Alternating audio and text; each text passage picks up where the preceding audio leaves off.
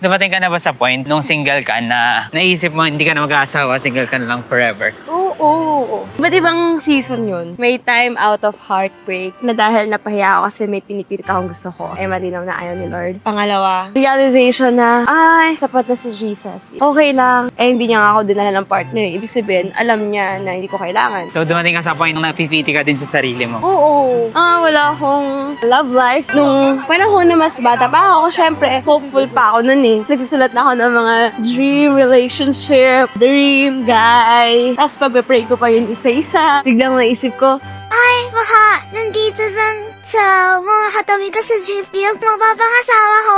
lalakad ako. Organic encounter. Nasaan kaya siya? Ganon. Attend ako ng mga Christian conferences. Nandito kaya siya? Is he the one speaking sa stage? Doon nagigitara kaya isa sa mga attendee dito sa baba? Ay, sana ako din meron. Especially kapag nasa Facebook, tapos nakita mo, Ay, this man and woman of God. Sa hanap nila, isa ganyan. To those youth that are going through the same thing, tingin mo how to handle that? isa sa mga malaki nga nakatrigger sa akin noon, katitingin ko ng mga love life stories, romantic movies. Kasi actually, ini-imagine ko, what if I'm in the situation of that woman? Hindi pala siya healthy kasi it makes me excited to be in a relationship. Mas maganda pala yung si Lord yung maghanda sa akin. Tapos, especially kung movies pa, controlled yun eh. Controlled events, may Yeah. sinasabing director. Yung magiging reaction ng lalaki doon, iba. Kaya isa sa kinailangan kong gawin. Iwasan yung mga romantic movies, mag-hide ng mga fina-follow na nakaka-trigger ng love life na hindi naman nagbibigay ng magandang principles. Trigger lang, biglang magkikiss, mag-holding hands, biglang may pa-sweet-sweet. Tas follow and listen to those who wait and to those who do the right things. What if sa mga panahon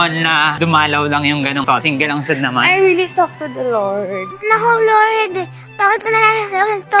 During mga ganong season, may mga verses ako nabasa kagaya no, The Lord is my husband. Ganun pala, tayo pala yung bride as a church ni Lord. Tapos siya yung groom natin. Kailangan pala makita ko si Lord na siya yung comforter ko, greatest lover of my soul, pinaka nagmamahal sa akin para hindi ako mauhaw o magutom sa pagmamahal ng boys. Another thing, be productive. Naalala ko, single season din ako natutong mag-gitara, nakapag-navigate ng tungkol sa pwede kong gawin sa ministry, naging part ng worship team, nakapag-discipleship. Pagka busy ka sa pinapagawa ni Lord sa season na yon, hindi ka malulungkot or maiinggit sa season ng iba. Yeah. You understand and you're focused sa kung ano yung ngayon na pinapagawa sa ni Lord. Start reaching the campus kung estudyante ka, Oo. mag-volunteer ka sa worship team, pag-aayos ng Oo. upuan sa church. Tama. Bawa may mga conferences. Sige, attend ka lang. Malay mo.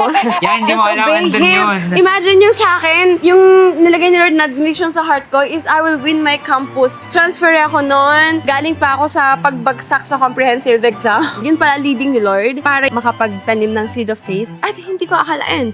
Doon pala sa mga mawiwin doon sa campus, 5-8 years later, siya pala yung mapapangasawa ko. While me busy doing the work of the Lord, God is busy working on the things that I'm worrying about. Kung talaga kailangan mo ng kasama or partner sa buhay, trust that the Lord knows it. And kung nandun ka sa tamang linya na pinapagawa sa'yo ni Lord, He will make your paths cross.